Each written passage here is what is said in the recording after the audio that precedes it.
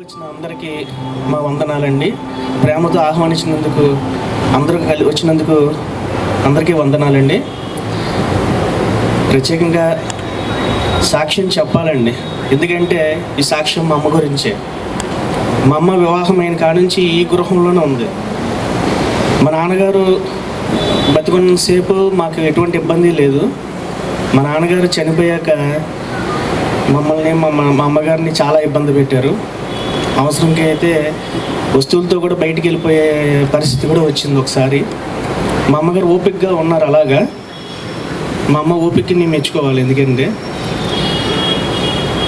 ఎన్నో సంవత్సరాలుగా దైవ సేవకులకి ఒకటే చెప్పారు మా అమ్మ, ఏంటంటే ఈ స్థలం గురించి, ఇంటి గురించి ప్రార్థనలు పెట్టారు. దగ్గరగా 19-20 సంవత్సరాల నుంచి ప్రార్థన జరుగుతుంది. ఎట్టకేలకు దేవుడు మార్గాన్ని తెరిచి మాకు ఈ అవకాశాన్ని ఇచ్చినందుకు దేవుడికే మహిమ కలుగును గాక. ముఖ్యంగా చెప్పాలంటే ఎవరికైనా ఇస్తాం కానీ మీకైతే ఇవ్వమనేసి ఉమ్మడిలోది పెట్టుకొని కూర్చున్నారు. ఎంతైనా నేను కొంటాను తప్ప బయట కొంటాకైతే నేను ఒప్పుకోను అనేసి నిలబడ్డాము. కానీ అతి ప్రేమతోనే వాళ్ళ హృదయాలు కదిలించి సునాయాసంగా దేవుడు మార్గాన్ని తెరిచాడు. అది దేవుడికే మహిమ కలుగును గాక. అయితే ఇది పురాతన కాలం ఇల్లు, దగ్గరగా 60 సంవత్సరాలు పైన ఇల్లు ఇది. చెప్పాలంటే ఏదో ఒకటి పడిపోతుండేది. మా అమ్మ ఇది అలా ఓపికగా బాగు చేసుకుంటూ ఉండేది. మమ్మల్ని చాలా అతి కష్టంగా పెంచుకుంటూ నెట్టుకొచ్చింది మా అమ్మ. కానీ ఇల్లు వదిలి మాత్రం ఏనాడు బయటికి వెళ్ళా. ఆవిడకి ఇంటి మీద అంత నమ్మకం, ఎప్పటికైనా కార్యం జరుగుద్దని నమ్మకం. ఇల్లు పడిపోతుంది, ఇల్లు కట్టుకోవాలి, ఎలా కట్టుకోవాలి. నేనైతే రాజమండ్రిలో స్థిరపడిపోయాను. అది దేవుడికే మహిమ కలుగును కాక. నాకు ఎటువంటి ఇబ్బంది లేదు దేవుడి మహిమ వల్ల. కాకపోతే మా అమ్మ ఉండడానికి కావాల్సి ఇల్లు కావాలి. ఎలాగా ఈ ఇల్లు ఎలా పడగొట్టాలి, ఏంటి, ఎలా చేయాలి అనుకున్నాం. దేవుడు చక్కటి మార్గాన్ని చూపించాడు. అది అసలు మహిమ గల దేవుడు. దేవుడికే మహిమ కలుగును గాక. 3 నెలలు పట్టుద్ది అన్నాడు ఇల్లు పడగొట్టడానికి. కేవలం ఒక పూటలోనే ఇల్లు పడగొట్టాడు దేవుడు, మహిమగల దేవుడు. ఇల్లు నిర్మాణం జరిగింది. పోయిన డిసెంబర్లో జరిగిన నుంచి ఇప్పటి వరకు ఈ కార్యక్రమం ఇలా జరుగుతుంది. ఇప్పటికీ మార్గాన్ని తెరిచాడు దేవుడు. అది దేవుడికే మహిమ కలుగును గాక. అన్నీ కూడా దేవుడికి, ప్రతిదీ కూడా దేవుడికి కృతజ్ఞతాస్తుతులు చెల్లించుకుంటున్నాం. ముఖ్యంగా చెప్పాలంటే ప్రతిదానికి 2 మార్గాలు ఉంటాయి. ఒకటి న్యాయమైన మార్గం, రెండోది వంకర మార్గం. మా అమ్మ ప్రతిదీ కూడా ప్రార్థనలో గడిపేది.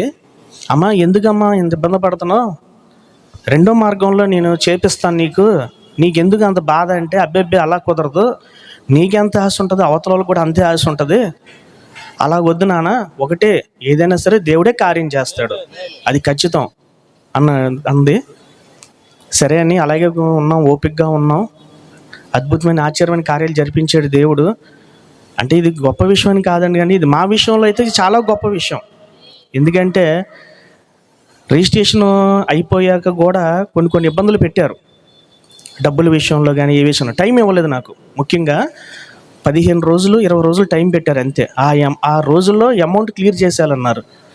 డబ్బులు లేవు నా దగ్గర. ఎలా పుట్టినాయో తెలియదండి. నిజంగా ఆ సమయానికి దేవుడు అలా సమకూర్చాడండి. సరే ఇల్లు పడగొట్టేసాం, ఇల్లు కట్టుకోవాలమ్మా, ఏది ఎలా ఉంటుందో ఏంటో చెప్పలేము, మొత్తం నాకే ఇచ్చామని అడిగాను అమ్మని. అడిగితే అబ్బెబ్బే అలా కుదురుద్ది నాన్న, అక్క ఉంది కదా, అక్కకి మరి చెయ్యాలి కదా, నువ్వెంతో అక్క అంతే, అక్క ప్రకారంగా జరగాలి, అక్క నువ్వు నేను ఒకే మాట మీద ఉండాలి. ఫస్ట్ నుంచి ఇప్పటి వరకు కూడా మా అమ్మ ఏది చెప్తే అదే మాట మా అక్క, నేను, మా మావయ్య అందరం కూడా మన భార్యతో శుద్ధ ఆవిడ మాటకే మేము నిలబడతాం. మా అమ్మాయిని కోపంలో అన్న 10 నిమిషాలు ఎవరికాడి సైలెంట్ అయిపోయిన తర్వాత నుంచి అన్నీ మామూలే. అలా సహాయం చేసుకుంటూ ఒకే మాట మీద వెళ్ళిపోతుంది. దేవుడు ఇలా ఇప్పటివరకు నడిపించాడు. ఈ ఇంటి విషయంలో కూడా ఎంతో దేవుడు కృప చూపించినట్టే అద్భుతమైన ఆశ్చర్యమైన కార్యాలు జరిపించాడు. తండ్రి దేవుడు ఈ చిన్న సాక్ష్యాన్ని దీవించాలని ఆశిష్టపడుతున్నాను. నూతన గీతమునే పాడేదా మనోహరుడా యేసయ్యా, నీవు చూపిన ప్రేమను నీ మరువను. ఏ స్థితిలో నైనను సజీవుడవై ఆరాధించెద నిన్నే.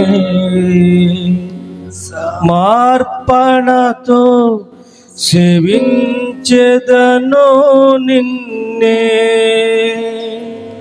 సమర్పణతో సేవించెదను నిన్నే.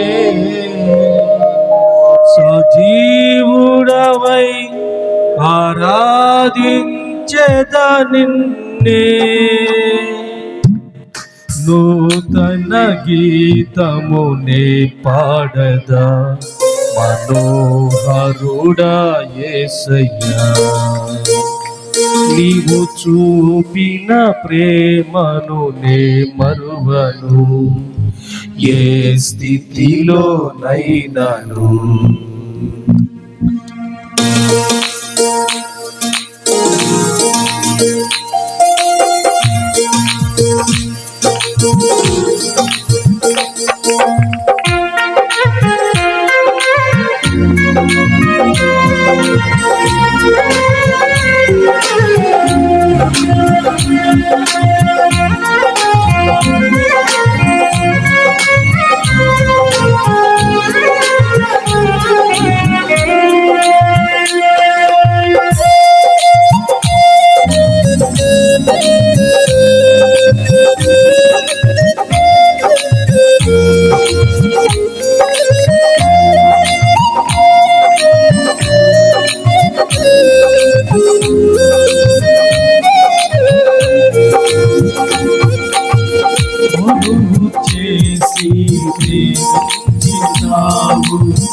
ఘోర తగినది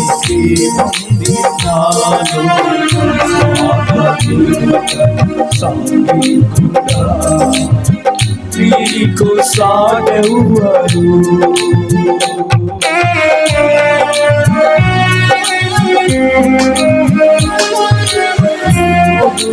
చేసి ప్రేమించినావు. ఘోర తగినది ప్రేముంది నాలో. స్వార్థ నీకు సాటెవ్వరు. నీవే నా ప్రాణము. నీకు నీవి నేనుండలేను. నీవే నా ప్రాణము. నేనుండలేను. నూతన గీతము పాడినా మనోహరుడా యేసయ్యా. నీవు చూపిన ప్రేమను మరువను. ఏ స్థితిలో నైనను సమర్పణతో సేవించెదను నిన్నే. సజీవుడవై ఆరాధించెద నిన్నే. సమర్పణతో సేవించెదను నిన్నే. సజీవుడవై ఆరాధించెద నిన్నే. పరిశుద్ధ గ్రంథం నుంచి కీర్తనలు 127వ కీర్తన ఒకే ఒక్క వచనం అండి. యెహోవా ఇల్లు కట్టించిన ఎడల దాని కట్టువారి ప్రయాసము వ్యర్థమే. యెహోవా పట్టణమును కాపాడని ఎడల దాని కావలి కాయువారు మేలుకొని ఉండుట వ్యర్థమే. సామెతలు 24వ అధ్యాయము.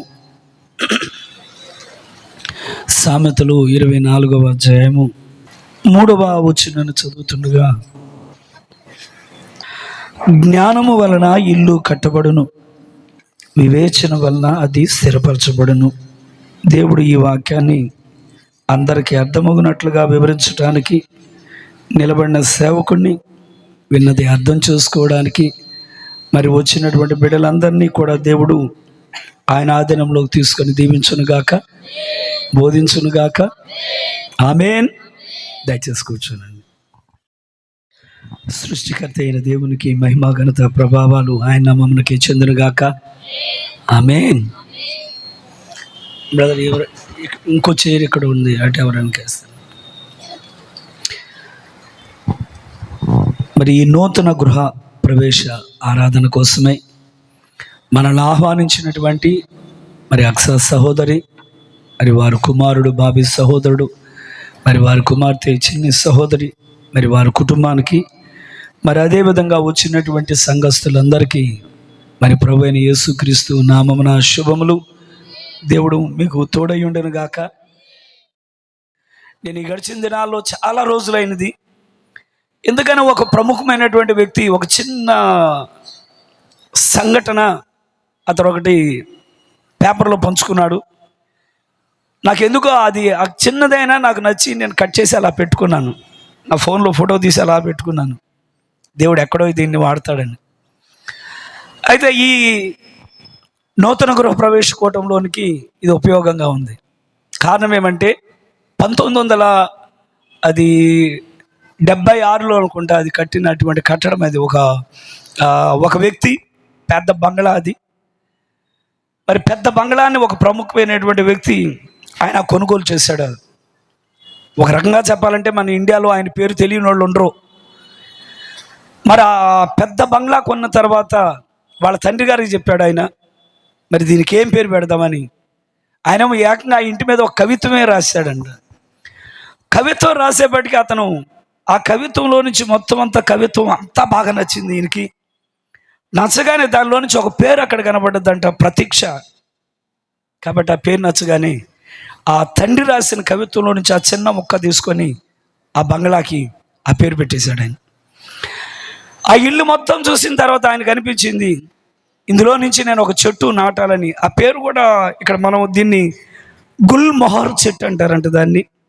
మనకు ఈ జాంకాయ చెట్టు, యాపిల్ చెట్టు అయ్యి తెలుసు, గుల్ మొహర్ చెట్టు అనేది తెలీదు. కనుక ఆ చెట్టుని అతను నాటాడు. అతని పిల్లలు కూడా చాలా చిన్న చిన్న పిల్లలు అతనికి ఆ చెట్టు నాటినప్పుడు. చెట్టు ఎదుగుతూ ఉంది, పిల్లలు కూడా ఎదుగుతున్నారండి. చెట్టు ఎదుగుతూ ఉంది, పిల్లలు కూడా ఎదుగుతూ ఉన్నారు. పిల్లలు పెద్దవాళ్ళు అయిపోయారు. వాళ్ళు చిన్నపిల్లలల్లా పెళ్ళిడికి వచ్చారు. వారికి వివాహాలు చేసేటప్పుడు కూడా ఈ చెట్టు ఎదిగిన తర్వాత ఆ చెట్టు కింద పెళ్లి చేశాడంట ఆయన. అంటే పెద్ద పెద్ద దానిలో చేయగలడు ఆయన, కానీ ఆ చెట్టు కింద ఆయన ఫంక్షన్ ఏర్పాటు చేసుకున్నాడంట. మళ్ళీ ఏది ఒకవేళ ప్రార్థన జరిగినా, అంటే కుటుంబంలో జరిగే వాళ్ళు చేసేటువంటి ఆ ప్రార్థనలో ఆ చెట్టు కింద కొంచెం చల్లగా ఉంటుంది. అది బంగ్లా, మన చిన్న చిన్న ఇల్లు కాదు. కాబట్టి ఏది జరిగినా కూడా ఆ చెట్టు కిందే ఆయన జరిగించి, అరే మనం ఎప్పుడూ నాటాం, ఇప్పటి వరకు ఈ చెట్టు ఇలా ఎదిగిందని ఆయన ఆనందపడతా ఉన్నాడంట. అయితే ఈ గడిచిన దినాల్లో నుంచి మరి బలమైనటువంటి గాలి తుఫాన్లు రావడం వల్ల ఆ గాలి తుఫాన్లకి ఆ చెట్టు ఒక్కసారిగా అలాగా ఒరిగిపోయిందంట. అది నేలమట్టం అయిపోయింది. వేరులతో సహా అది పెళ్ళగించబడుతుంది. పెళ్ళగించబడి అది ఆ చెట్టు ఇలాగ వాలిపోయేటప్పుడు కూడా ఎవరి మీద పడలేదంట. ఆ చెట్టు ఎవరి మీద పడకుండా ఆ చెట్టు అలా పడిపోయేవాడికి ఆయన చాలా బాధపడిపోయాడు. ఆ చెట్టును ఫోటో తీసి ఆయన కూడా తన ఫోటోలు పెట్టుకొని, ఎప్పుడో నేను ఆ బంగ్లా కొన్నప్పుడు నేను నాటాను, నా పిల్లలతో పాటుగా ఎదిగినది, నా పిల్లల పెళ్ళిళ్ళు అక్కడే జరిగినాయి, అన్ని కార్యక్రమాలు మా పెద్దవాళ్ళ కార్యక్రమాలు అక్కడే జరిగినవి. ఆ ఒరిగిపోతా కూడా అది ఎవరికి హాని చేయకుండా ఒరిగిపోయింది. మరి దానితో నాకు ఉన్నటువంటి అనుబంధం మీతో నేను పంచుకోవాలనుకుంటున్నానని మరి ఆయన అలాగా తెలియజేయడం జరిగింది. మరి ఈ పాత బిల్డింగ్ని తీసేటప్పుడు, మరి దీన్ని పడగొట్టేటప్పుడు ఎంత బాధ వచ్చి ఉండదో నాకు తెలియదు. ఎప్పుడైనా మీరు గమనించండి, ఏదైనా మన దగ్గర ఉన్నదనుకోండి, ఒక 5-6 సంవత్సరాలు మీరు షూ వాడండి, దాన్ని వదిలిపెట్టేటప్పుడు కూడా ఇలా చూస్తాం, నా కాళ్ళకు అతుక్కొని తిరిగింది ఇదని. లేదా మీరు ఏదైనా బట్టలు వాడండి, అది మీరు తీసే సమయంలో కూడా ఒక రకమైనటువంటి అది ఆల్రెడీ చినిగిపోయినా కూడా దాన్ని అలా తీసేటప్పుడు ఒక రకమైనటువంటి బాధ వస్తుంది. దాంతో అరే ఇన్ని రోజులు దీన్ని తొడుక్కున్నాను అని. కాబట్టి ఇక్కడ మనకి దేవుడు సహాయం చేయను గాక. మరి ఏంటో తెలియదు మనకి. మీరు పాత వస్తువులు, కొంతమంది పాత సైకిళ్ళు వాడతారు, వాళ్ళు అమ్మరు. అదేమనంటే అలాగే ఇంట్లో పెట్టుకుంటారు. అవును, ఈ సైకిల్ మీద చాలా దూరం నేను వెళ్ళొచ్చాను, ఎప్పుడు యాక్సిడెంట్ జరగలేదు, మా అబ్బాయిని తిప్పాను, మా అమ్మాయిని తిప్పాను అని ఆలోచనలతో ఉంటారు. లేదా ఇంకా ఏదైనా పాత స్కూటర్ ఉన్నది అనుకోండి, ఎందుకండి పెద్దది మంచిది రాయల్ ఎన్ఫీల్డ్ కొన్నారు, ఇంకా ఈ పాత బండి అంటే, లేదండి ఈ బండి మీద నా పిల్లల్ని కుటుంబం వెళ్ళాం, ఎప్పుడు ఏం కాలేదు, అందుకని దీన్ని ఏదో ఒక జ్ఞాపకార్థంగా పెట్టుకున్నామని మనం అంటాం. సరే, దేవుడు దయ చూపును గాక. ఆమేన్. అందుకనే బైబిల్లో ఒక మాట ఉన్నది, అది చెప్దాం అనుకున్నాను కానీ దేవుడు నన్ను తిప్పేశాడు అక్కడ. కారణం ఏమంటే, ఒక న్యాయవంతుడైనటువంటి ఒక శాస్త్రి అతను తన ధననిధిలో నుంచి పాతవి కొత్తవి తీసుకొని వస్తాడంట. బైబిల్ ఏం చెప్తుందంటే, ప్రభువైన యేసు ఏమంటారంటే, ఎవడైనాను క్రొత్త ద్రాక్షారసం కనుక సిద్ధం చేస్తే, క్రొత్త ద్రాక్షారసం చేసినప్పుడు పాత తిత్తుల్లో పోస్తే ఏమైపోద్దంటే, పాత తిత్తులు పగిలిపోయి ఈ క్రొత్త ద్రాక్షారసం ఎలా ఉంటుందంటే, ఒక బాటిల్లో గనక, అంటే మనం ప్రభురాత్రి భోజనానికి వైన్ నేను తయారు చేస్తాను, ఎవరి చేతులు పండేవను, ఆ వైన్ అంతా కూడా పిండి దానిలో బాటిల్లో పెట్టి ఆ పైన గట్టి కనుక మూతగా ఇలా పెడితే, క్యాప్ ఎలా తీస్తే మొన్న భయపడిపోయా, ముఖం పేలిపోయేదో అని. కారణం ఏమంటే అంత గ్యాస్ అందులో ఉంది. అలాంటిది మరి యూదులు వాళ్ళు ఏం చేస్తారంటే, వాళ్ళు చర్మపు తిత్తులు తీసుకుంటారు. ఆ చర్మపు తిత్తులు కొత్తగా ఉన్నాయనుకోండి, నూనె అందులో ఉండి సాగుతూ ఉంటుంది. అది సాగడం వల్ల ద్రాక్షారసం కూడా దానిలో పోయి, కానీ ఇది లోపలది ఇది ఇలా ఉబ్బింపు చేస్తే ఇది కూడా ఇలా సాగుద్ది. కానీ పాత ఉందనుకోండి, మీరు ఎప్పుడైనా పాత చెప్పులు చూడండి, ఎండిపోయినట్టుంటాయి. అలాగా పాత తిత్తుల్లో గనక క్రొత్త ద్రాక్షారసం కనుక పోస్తే ఇది బళ్ళున పగిలిపోద్దంట. అందుకని ఎప్పుడు కూడా ఈ నూతన నిబంధనలో చచ్చిన సిద్ధాంతాలు ఎప్పుడు కూడా మనం కలపకూడదు. కాబట్టి దేవుడు ఆయన అక్కడ ఆ మాట చెప్పారు. కానీ మరి ఒక శాస్త్రి తన ధననిధిలో నుంచి పాతవి క్రొత్తవి అతను తీసుకొని వచ్చును అని అక్కడ చెప్పిన దానికి, మరి బైబిల్ ఎప్పుడు కూడా ఒకదానికి ఫైట్ చేయదండి, విరోధంగా మాట్లాడదు. ఎప్పుడు బైబిల్ ఎల్లప్పుడూ సత్యాన్నే పలుకుద్ది. ఆమేన్. కాబట్టి దయచేసి గమనించండి, శాస్త్రి అనగానే పాత నిబంధన గ్రంథంలో నుంచి వారు దేవుని యొక్క లేఖనాల్లో, వారు దేవుని లేఖనాలు పఠించి ఇశ్రాయేలు జనులకు వాటన్నింటిని బోధించడానికి దేవుడు ఏర్పరిచినటువంటి సేవకులు వాళ్ళు. పాత నిబంధనలో ఉన్న ఆశీర్వాదాలు, క్రొత్త నిబంధనలో ఉన్న ఆశీర్వాదాలు, పాత నిబంధనలో ఉన్న వాగ్దానాలు, క్రొత్త నిబంధనలో ఉన్న వాగ్దానాలు, ఇవన్నీ తీసుకొని విశ్వాసికి బోధించేటువంటి బాధ్యత దేవుడు ప్రవక్తల మీద, సేవకుల మీద పెట్టాడు. కాబట్టి ఇప్పుడు మన బైబిల్లో నుంచి పాత నిధిలో నుంచి తీసామా లేదా? అవునా కాదండి? పాత నిబంధన చదివామా లేదా? రెండు పాత నిబంధనే చదివాం. అవసరమా కాదా?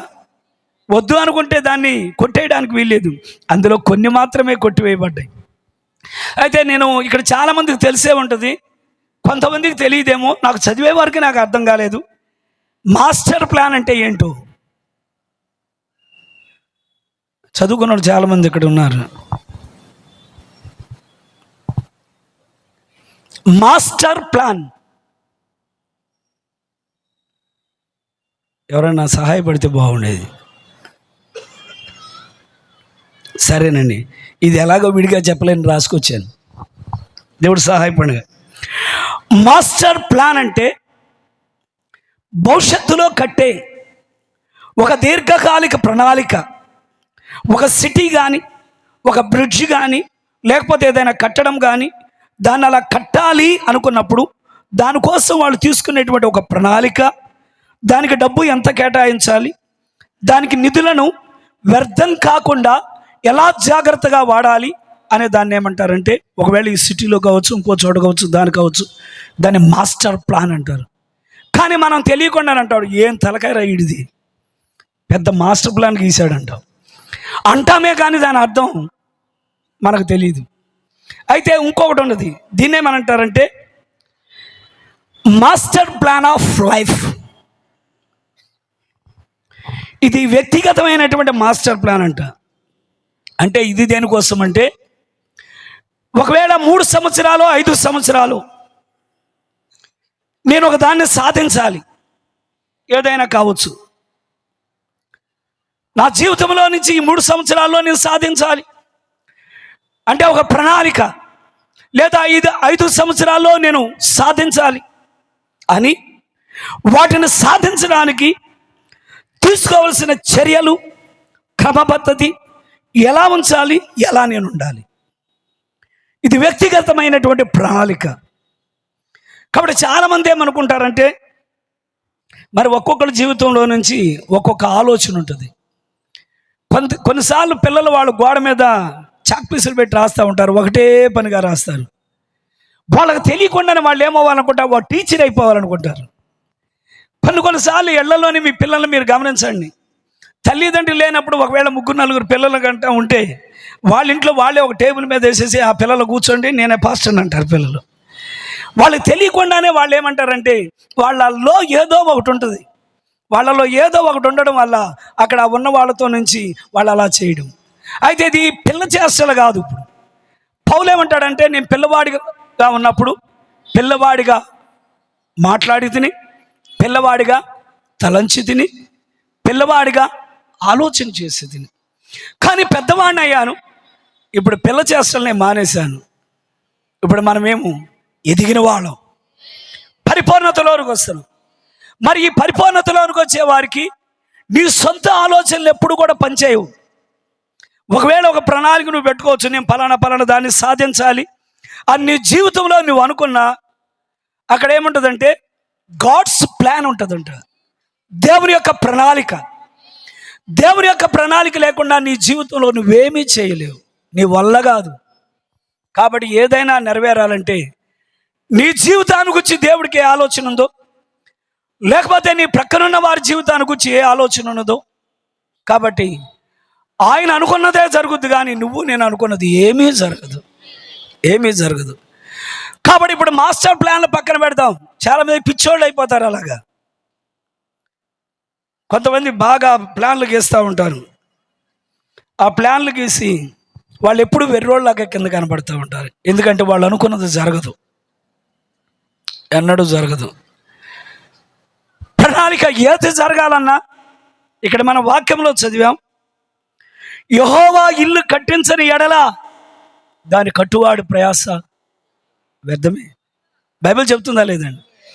ఒకవేళ యెహోవా పట్టణం కాపాడని ఎడల దాని కావలి కాయువారు మేలుకొని ఉండుట ఇది కూడా వ్యర్థమే.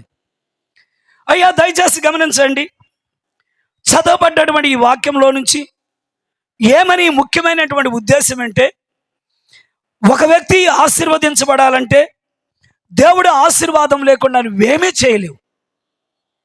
నువ్వు మంచి బలమైన వ్యక్తివి కావచ్చు, మంచి జ్ఞానం కలిగిన వ్యక్తివి కావచ్చు, మంచి తెలివి కలిగిన వ్యక్తివి కావచ్చు, మంచి చదువు కలిగిన వ్యక్తివి కావచ్చు, మంచి సహవాసం కలిగిన వ్యక్తివి కావచ్చు, నీకు దేవుడు సహాయం చేయకపోతే, అందరికంటే ఈ గడిచిన దినాల్లోనే ఎవరో ఒక ఆయన బీటెక్కో ఎంటెక్కో చదివి ఎక్కడో వాచ్మెన్గా పనిచేస్తున్నాడంట. నేను ఇప్పటికీ మర్చిపోలేను, ఒకసారి ఒక బ్యాంక్ ఎంప్లాయీ నాతో, నేను అప్పటికి పాస్టర్ని కాలేదండి, ఒక బ్యాంక్ ఎంప్లాయీ ఆయన నాతో ఏమని చెప్పారంటే, ఆయన సీట్లో కూర్చొని ఉండగానే, ఇదివరకు మనకు పాత ఈ ల్యాండ్ ఫోన్లు ఉండేవి. ఈ ల్యాండ్ ఫోన్లు ఉన్నప్పుడు ఏం చేసేవాళ్ళు అంటే, కొంతమంది వాళ్ళు ఒక చిన్న హ్యాండ్ బ్యాగ్ ఒకటి పెట్టుకొని, దానిలో ఫోన్ తుడిచే కచ్చి ఒకటి పెట్టుకొని, వాళ్ళు ఎక్కడెక్కడ ఆఫీసులు ఉన్నాయో ఆఫీస్కి వెళ్ళి అక్కడ ఆ ల్యాండ్ ఫోన్ దాన్ని ఆ క్యాప్ ఓపెన్ చేసి దాన్ని తుడిచి ఇలా పెట్టేసి, వాళ్ళ నెల మొత్తం ఆ ఆఫీసులో అలాగా 10 ఆఫీసులు ఎక్కడో 20 అలా తుడిస్తే నెలకు వచ్చేప్పటికి వాళ్ళకు ఒక అమౌంట్ వస్తుంది. కాబట్టి అలా చేసి ఆమెని, మరి నాకు తెలిసినటువంటి ఆయన పేరు ఆయన హరినాథ్ గారో ఏదో ఒకటే, ఆయన నాకు కొన్ని కాంట్రాక్ట్స్ ఇచ్చేవాడు. ఆయన నేను షాపు నడిపేటప్పుడు నాకు కొన్ని కాంట్రాక్ట్స్ ఇచ్చేవాడు ఆయన.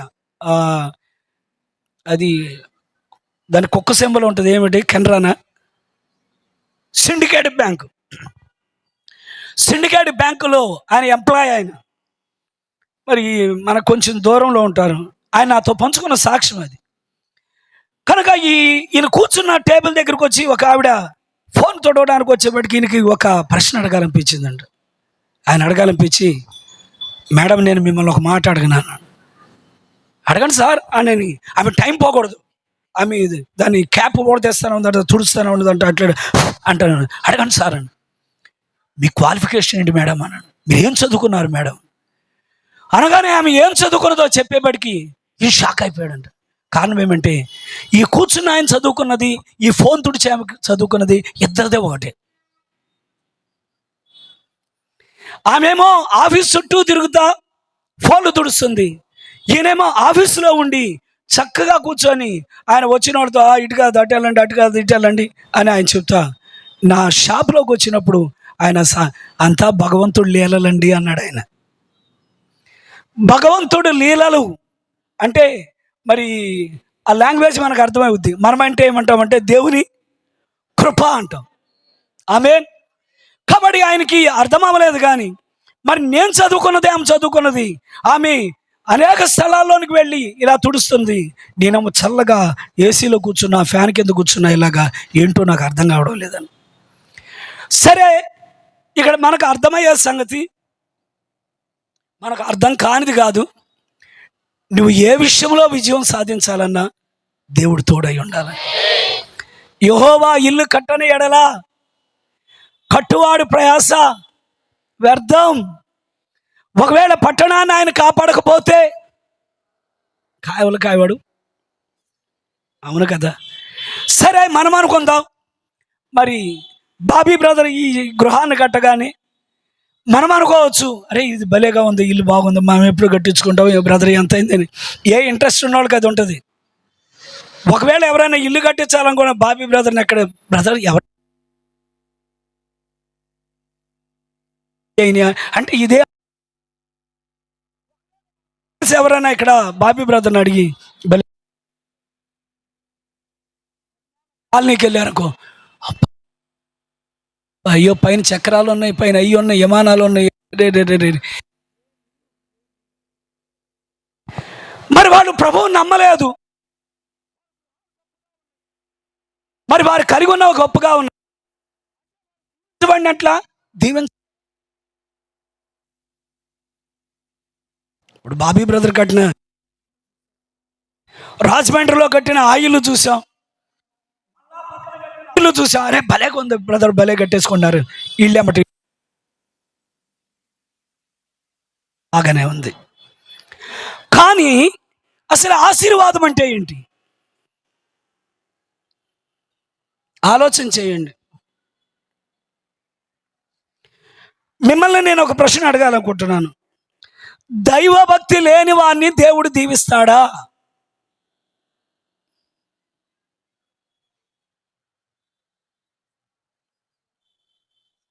దీవిస్తాడమ్మా? చేతుతర ఒక్కళ్ళే ఉన్నారు, ఇద్దరు, ముగ్గురు, నలుగురు. దైవభక్తి లేని వాళ్ళు దేవుడు దైవభక్తి కలిగిన వాళ్ళనే దేవుడు దీవిస్తాడా? దైవభక్తి లేని వాళ్ళు కూడా దేవుడు దీవిస్తాడా? ఉన్నా లేకపోయినా బైబిల్లో నుంచి మీరు చెప్పండి, ఎక్కడ దేవుడు దీవించాడు?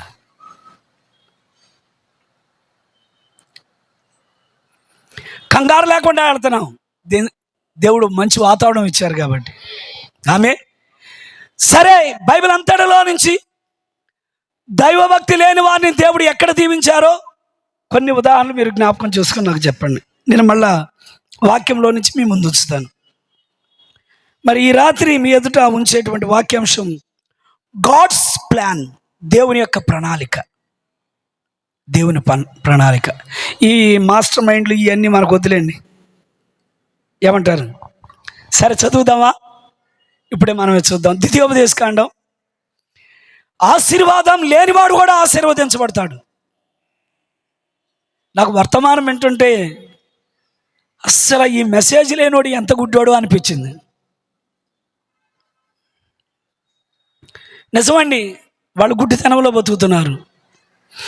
ద్వితీయోపదేశకాండము అంటే వాళ్ళు కేవలం ఏమనుకుంటున్నారంటే, మరి ఒకసారి మన విశ్వాసులే ఓ స్థలంలోనికి వెళ్ళారు, వెళ్ళగానే అక్కడ కూడా ఇలాగ ఇల్లు కట్టగానే దానిలో నుంచి ఆ పాస్టర్ గారి వాక్యం చెప్తున్నారంట.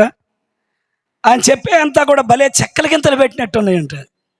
దాన్ని ఇంకా చెప్పాలంటే కితకితలు పెట్టినట్టు ఉన్నాయంట. వాళ్ళ మాటలు అలాగ ఉంటాయి. కానీ నిజమైనటువంటి ఆశీర్వాదం ఏంటో నీకు తెలియకపోతే ఏం ప్రయోజనం? అదే మెసేజ్ ఇది.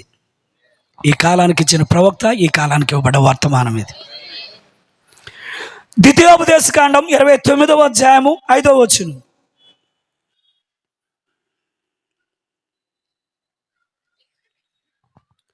మనకు చెక్కిలి గింతలు వద్దండి, వాస్తవాలు కావాలి.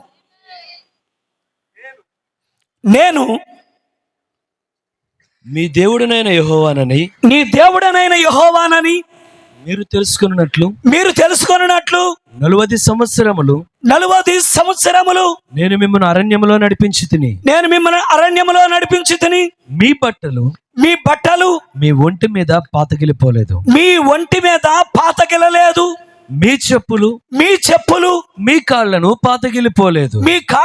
పాతగిలిపోలేదు. మీరు రొట్టె తినలేదు, మీరు ద్రాక్షారసమే గాని మద్యమే గాని తాగలేదని యెహోవా సెలవిచ్చుచున్నాడు. దేవునికి స్తోత్రం. దయచేసి గమనించండి. ఎన్ని సంవత్సరాలండి? ఎంతమంది జ్ఞాపకం ఉంది? 40 సంవత్సరాల పాటు ప్రతిరోజు తాజా మన్నా. 40 సంవత్సరాల పాటు ప్రతిరోజు తీయని నీరు. 40 సంవత్సరాల పాటు ప్రతిరోజు స్వస్థతలు. 40 సంవత్సరాల పాటు ప్రతిరోజు పెళ్ళిళ్ళు జరుగుతున్నాయి అంటే పిల్లలు కూడా దారిలోకి అంటున్నారంట. పిల్లలు కూడా పడుతున్నారంట. ఏం అభివృద్ధి! బట్టలు తొడుక్కున్నారు వాళ్ళు. వాళ్ళకి మధ్యలో ఎక్కడా కూడా కంచి కామాక్షి లేదు, చంద్ర బ్రదర్స్ లేదు, ఇంకేమున్నాయి ఏంటో గ్రాండ్ స్టోర్, ఆ స్టోర్, ఏ స్టోర్ లేవు. కానీ వారు వెళతా ఉన్నారు. 40 సంవత్సరాల వరకు ఐగుప్తులో ప్రారంభమవుగా వారు ఎలా తొడుక్కున్నారో దీన్ని ఒకవేళ 6 నెలలు వాడితే కనుక ఈ తెలుపు పోతుంది. ఒకవేళ మన చెప్పులతో ఇక్కడున్న రోడ్లకి ఎలా తిరిగితే మరి అక్కడ ఉన్నటువంటి పర్వతాల మధ్యలో, కొండల మధ్యలో, రాళ్ల మధ్యలో, భయంకరమైన స్థలాల్లో వాళ్ళు తిరిగినప్పుడు చెప్పులు ప్రవక్త అంటాడు నాకు ఎక్కువ రోజులు కూడా రావంటాడు. 40 సంవత్సరాలు పిల్లవాడు ఎదుగుతానే ఉన్నాడు, కానీ తొడుక్కున్న చెప్పులు అక్కడే ఉన్నాయి. కొంచెం కూడా లేసు కూడా తెగడం లేదండి. అవునా కాదండి? ఎవరికి ఏ అనారోగ్యం వచ్చినా డాక్టర్ మోసెస్, ఆమేన్, మోషే డాక్టర్ గారు అక్కడ ఉన్నారు. ఏదైనా సరే ప్రిస్క్రిప్షన్తో అక్కడ ఉండేవాడంట, మందుల చీటితో. రావడమే, అయ్యా నాకు కొంచెం అజీర్తిగా ఉన్నది, నిన్ను స్వస్థపరచు యెహోవా నేనే, ఈ దేవుడు, నువ్వు నమ్ముట నీ వల్లనైతే నమ్మవానికి సమస్తము సాధ్యం. కాబట్టి ఇవన్నీ ఆఖరికి వీళ్ళు ఎలాగంటే 40 సంవత్సరాల పాటు వీళ్ళు వెళ్ళే స్థలంలో నుంచి ఒక్క శత్రువు వారి ఎదుట నిలబడ్డం లేదు. అందరినీ జయించుకుంటూ వెళుతున్నారు. అందరూ శాపగ్రస్తులు. మీరు ఎంతమంది తెలుసు వాళ్ళు శాపగ్రస్తులు? రోజు భోజనం దొరుకుతుంది, రోజు బట్టలు మాయడం లేదు, రోజు నీరు దొరుకుతున్నది, రోజు వారికి స్వస్థత కలుగుతున్నది. కానీ వాళ్ళు 40 సంవత్సరాలు తిరగాల్సిన పనేమి? కొద్ది దూరంలో వెళ్ళిపోవాల్సిన వాళ్ళు ఐగుప్తు దేశంలో నుంచి కనాను భూమిలోనికి వెళ్ళడానికి కొద్ది దూరమే. 40 సంవత్సరాలు వారికి ఎందుకు పట్టింది? వాళ్ళు దేవుడి మీద సలిగారు. దేవుడు చెప్పింది వాళ్ళు నమ్మలేదు. అయినా దేవుడు ఏమీ తక్కువ చేయట్లేదంట. ఇక్కడ తప్పుగా అర్థం చేసుకోవద్దు. కానీ లోకమేమనుకుంటున్నదంటే తింటా అనుకుంటే, కట్టుకోవడానుకుంటే, ఒకవేళ వస్తువులో, వాహనాలు, ఆస్తులో, పొలాలు, ద్రాక్ష తోటలో అవన్నీ ఉండగానే ఆహా నన్ను దేవుడు భలే దీవించాడు. పాస్టర్లు కూడా బాగా అయ్యగారిని భలేగా దీవించాడు, 4 రాళ్ళు వెనకే చేసుకున్నాడు. ఈ 4 రాళ్ళు వెనకాల వేసుకోవడం కాదు, ఒక్కడ వాగ్దాన భూమిలోకి వెళ్ళేది 2 తప్ప. ఎంతమంది ఆమెనంటున్నారు? నిజమా కాదండి? వాగ్దాన భూమిలోనికి వెళ్ళింది యోషువ కుటుంబం మాత్రమే. వాగ్దాన భూమిలోనికి వెళ్ళినది కాలేబు కుటుంబం మాత్రమే. మరి మిగిలిన వారందరూ శాపం. అడవిలోనే రాలిపోయారు.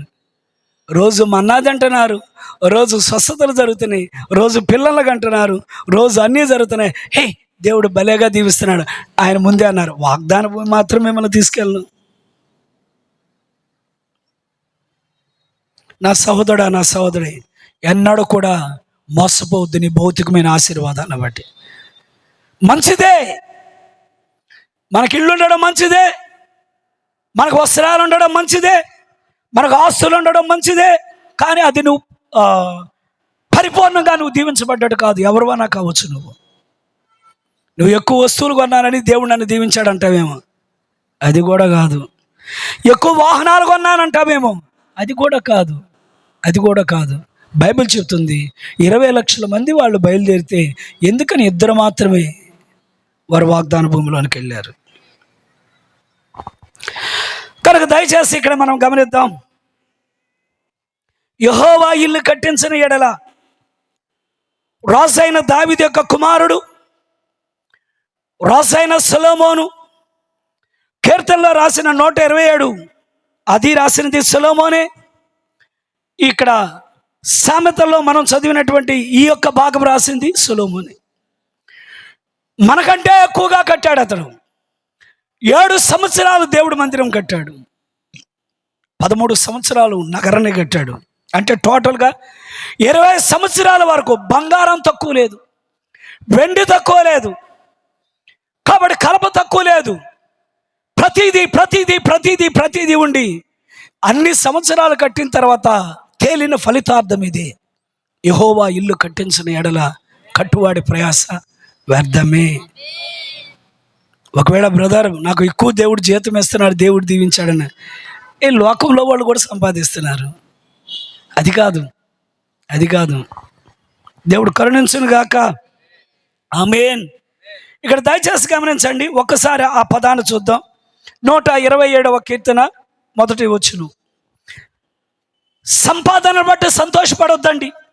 ఒకవేళ మీ పిల్లలు ఎవరైనా అలా సంపాదిస్తుండే కదా, మీరు అలాగ అనుకోవద్దు, అరే మావాడు భలే సంపాదిస్తున్నాడు, మా అమ్మాయి భలే సంపాదిస్తుంది కాబట్టి ఆదాయాన్ని బట్టి అనుకోవద్దు దీవించాడని. యెహోవా ఇల్లు కట్టించిన ఎడల, యెహోవా ఇల్లు కట్టించిన ఎడల దాని కట్టువారి ప్రయాసము వ్యర్థమే. వ్యర్థమే. బాగా గమనించండి, వ్యర్థమే. యెహోవా పట్టణమును కాపాడిన ఎడల దాని కావలి కాయువారు మేలుకొని ఉండుట వ్యర్థమే. ఎంప్టీనెస్, శూన్యం, వర్త్లెస్నెస్ అంటే విలువలేనితనం. నిమ్రోదుని మీరు గమనించండి, ఎటువంటి కట్టడాన్ని కట్టాడు? 3 గొప్ప ప్రణాళికలతో గొప్ప పట్టణాన్ని కట్టడానికి అందాన్ని పోగు చేసి మనం పట్టణాన్ని కడదామని బాబేలు గోపురాన్ని కట్టాను. ఏమైనది? దేవుడు సహకరించలా. గోపురం ఏమైందో? ఆమె ఎంతమంది ఉన్నారు? బాబేలు గోపురం ఏమైంది? అది యెహోవా కట్టించిన ఇల్లు కాదు అది. సరే, మీరు ఇంకొక వ్యక్తిని మీరు గమనించండి. ఇక్కడ హియాలు, ఈ వ్యక్తి కూడా అసలు ఈయన పేరుకున్న అర్థమే గాడ్ లివ్స్, దేవుడు జీవించును. కాబట్టి ఇతని పేరు బాగుంది, కానీ వాక్యము నెరవేరుద్దనే సంగతి మర్చిపోయి శాపగ్రస్తమైనటువంటి యెరికోను కట్టించడానికి అతను ప్రారంభించాడండి. ప్రయాస వ్యర్థమే, ప్రయాస వ్యర్థమే. నేను మిమ్మల్ని నిరుత్సాహపరచడానికి మాట్లాడడం లేదు, కానీ ఏది ఆశీర్వాదమో గ్రహించండి. దయచేసి గమనించండి. మనం చివరి దినాల్లో ఉన్నాం, దేవుని రాజ్యానికి దగ్గరగా ఉన్నాం. ఏది అసలు ఆశీర్వాదం? ఇల్లు కలిగి ఉండడమా, ఆస్తులు కలిగి ఉండడమా, పొలాలు కలిగి ఉండడమా, తోటలు కలిగి ఉండడమా? ఇది కాదు ఆశీర్వాదం. నీ జీవితంలో ఆశీర్వాదం కావాలంటే యెహోవానికి తోడై ఉండాలి. నువ్వు ఏ పనైనా చెయ్యి, యెహోవా తోడు లేకుండా నువ్వు ఏ ప్రణాళికలు నువ్వు కలిగి ఉన్నా వేస్ట్, అంతా శూన్యం. దేవుడు కరుణించును గాక. కాబట్టి బైబిల్లో నుంచి మీరు గమనించండి, ఇల్లు అనగానే అనేకమైన అర్థాలు ఉన్నాయి. ఇల్లు అంటే ఒట్టి మనం ఈ కట్టుకునే ఇల్లే కాదండి. మరి దీనికి మనం మరలా ఏమంటామంటే నివాసం అంటాం, మళ్ళా గృహం అంటాం.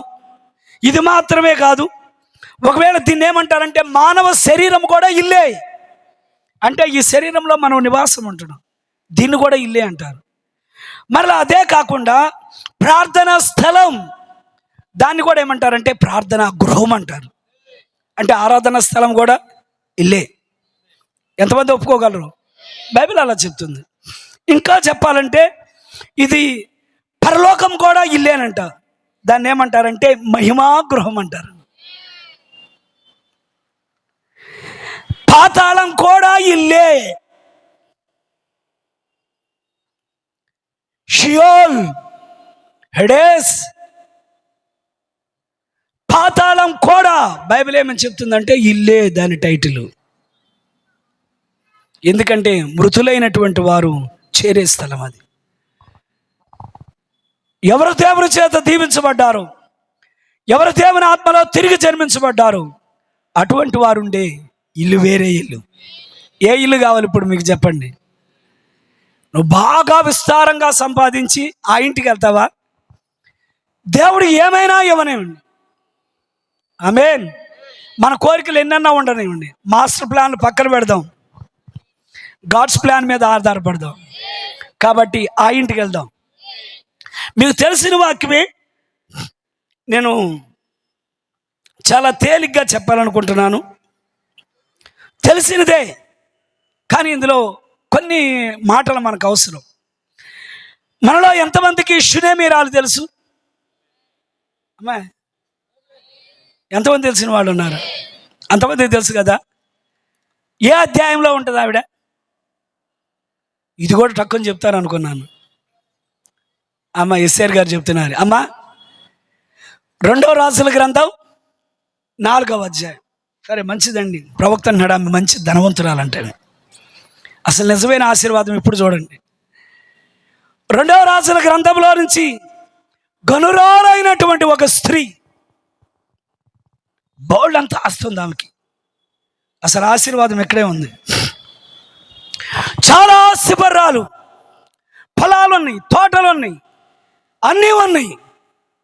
కానీ ఆ ఇంటిలో ఒక లోటు అనేది ఉందంట. కానీ ప్రవక్త అంటున్నాడు ఆమె జాలి కలిగినదంట. చాలా జాలి కలిగినటువంటి హృదయం కలిగినది, దైవభక్తి కలిగినటువంటి హృదయం కలిగినది. మరి అదే ప్రాంతంలో నుంచి, అదే సమయంలో నుంచి దేవుని యొక్క ఆత్మచేత అభిషేకించబడిన ఎలీషా అతను కర్మేలు పర్వతం దగ్గరికి వెళ్ళేవాడంట ఫాస్టింగ్ ప్రేయర్ చేయడానికి. మీరు కోర్సు చదివితే మీకు తెలుస్తుంది. దేనికని కర్మేలు పర్వతం దగ్గర ఫాస్టింగ్ ప్రేయర్ చేయడానికంటే, కర్మేలు పర్వతం దగ్గరికి వెళ్ళిన తర్వాత అతను ప్రీచింగ్ చేయాలంట, వాక్యాన్ని బోధించాలి. వాక్యమును బోధించడానికి, ప్రజలకు సలహాలు ఇవ్వడానికి, దేవుని యొక్క అభిషేకం ఎలాగా ఏలియా మీద ఉండి మరి ఆయన పరిచర్యలో దేవుని యొక్క సన్నిధి కొనిపోయేబడే వరకు ఎలా వాడబడ్డాడు, అదే విధంగా నేను మాట్లాడే మాటలే కానీ, నా బోధే కానీ ఏమీ తప్పు ఉండకూడదని ఆ పనివాడిని తీసుకొని వెళ్ళడమే కర్మేలు పర్వతం దగ్గరికి వెళ్ళి అక్కడ ఫాస్టింగ్ ప్రేయర్లో ఉన్న, ప్రభువా రేపు పలానా ఈ ప్రియులతో మాట్లాడాలి. కాబట్టి ఏం మాట్లాడాలి, వారికి ఏం సలహాలు ఇవ్వాలి. కాబట్టి అనేకులు నన్ను ఏమంటారు అంటే బోడివాడని ఎక్కిరించే వాళ్ళు ఉన్నారు.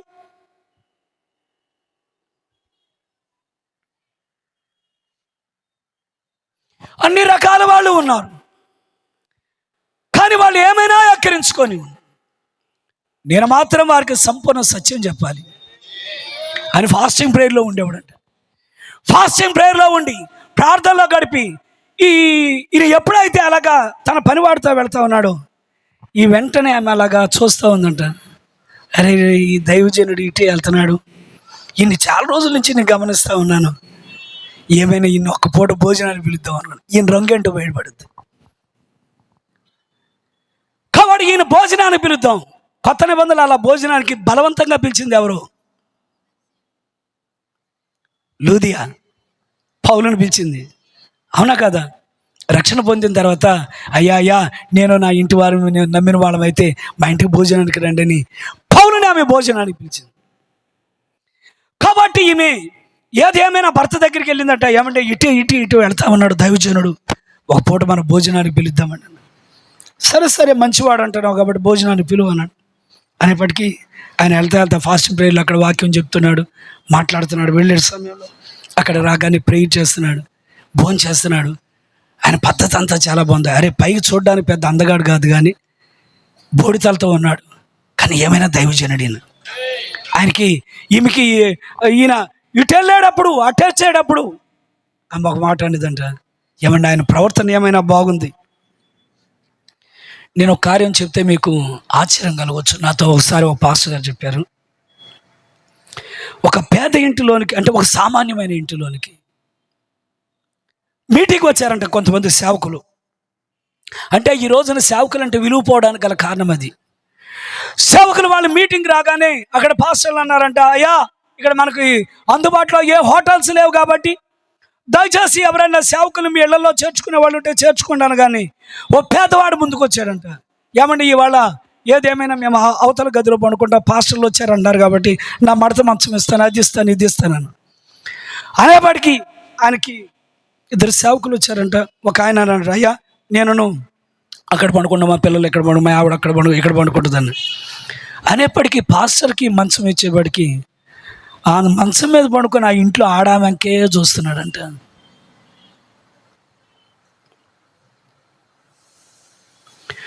ఆ ఇంట్లో ఆడాం వైపే చూస్తున్నాడంట అతడు.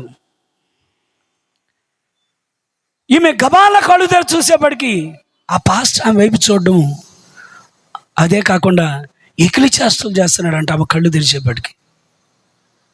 అరే దైవజనుడని మనం గౌరవించాం, ఎట్లాంటి నీచుడేంటి. వెంటనే మెల్లిగా లేచి వాళ్ళ ఆయన దగ్గరికి వెళ్ళిందండి, ఏమండి దైవ సేవకుడని మనం ఇంట్లో పడుకోవడానికి మంచం ఇచ్చాం, నన్ను ఇట్లాగా ఏళ్ళుపి ఇలా అంటున్నాడు, చాలా భయంకరంగా ఉన్నాడండి ఆయన అని అన్నది. ఆ భర్త సరే ఇప్పుడు ఊరుకో, రేపు పొద్దున మాట్లాడతానన్నాను. చాలా చాలా ఓర్పు పట్టాడంట రాత్రి అంతా. తెల్లవారిపోయిన తర్వాత ఆ సేవకుడితో అన్నాడు, నువ్వు ఒక దైవ సేవకుడు, ఎంతోమందికి నువ్వు ఒక మాదిరి చూపించాలి, కానీ నేను నా ఇంట్లో నువ్వు రాత్రి గడపడానికి నీకు ఒక మంచం ఇస్తే నా భార్యని నువ్వు సైకిల్ చేస్తున్నావు, నువ్వు దైవ సేవకుడు అయిపోయావు, ఛీ నిన్నేమంటలేదు పో అన్నాడంట. నేనేమనడం లేదు పో అన్నాడంట.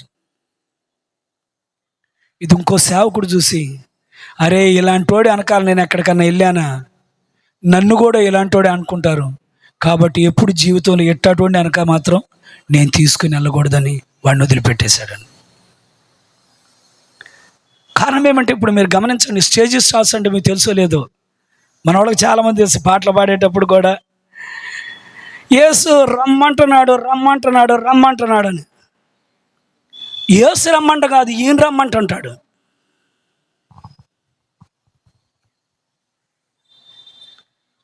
స్టేజ్ స్టార్లు కోలుకోకుండా కొంతమందిని దేవుడు ఉంచాడు. చాలామంది ఉన్నారండి అలాంటి వాళ్ళు చెప్పడం, కానీ ఆమె పరిశీలన చేసిందండి. పరిశీలన చేయగానే ఆమెకు ఒక నమ్మకం వచ్చింది, ఈయనేమైనా ఒక మంచి దైవజనుడు.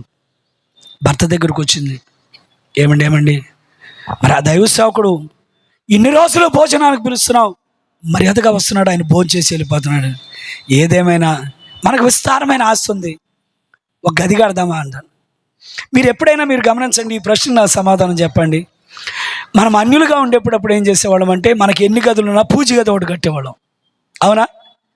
పూజారికి గది కట్టం, ఎవరన్నా కడతామా? మళ్ళా మీరు గమనించండి, మనం క్రైస్తవులమయ్యాక ఏమంటాడు, ప్రార్థనా గది కడతాం. కానీ ఒకవేళ పాస్టర్ గారు ఈ దారిని వెళ్తా ఉంటాడు, ఆయన ఒక పూట పిలుద్దామని ఎవరన్నా అనేవాళ్ళు ఉంటారంటారా? అరే మనకే చాలట్లేదు, ఆయన వచ్చి ఎక్కడ ఉంటాడండి, అవునా కాదా?